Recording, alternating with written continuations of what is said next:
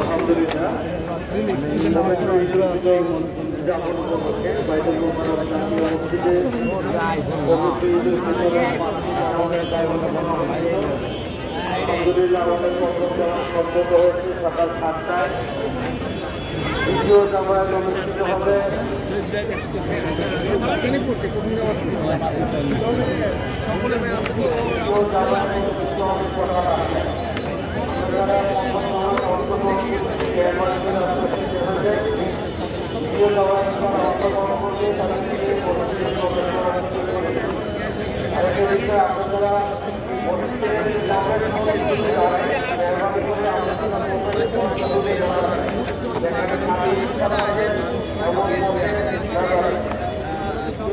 জামাত বা ঈদুল ফিতরের যে প্রথম জামাত সেটি আসলে তারা এখানে নামাজ জামাত শহীদ আদায় করেছেন।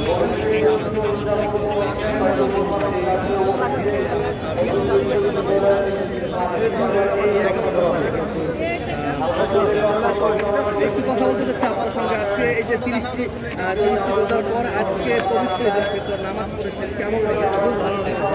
আল্লাহ সুবহানাহু ওয়া তাআলা আমাদের নামাজ পড়ার তৌফিক দান করেছে। আল্লাহ সুবহানাহু ওয়া তাআলা আমি খুব খুশি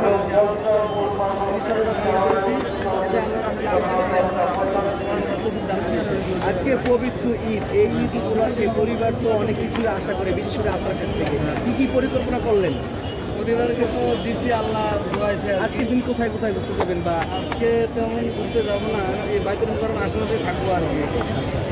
পরিবার তো গ্রামের বাড়িতে আছে, আমি তো ঢাকায় ঢাকায় গ্রামের বাড়িতে কেন যাওয়া হয়নি?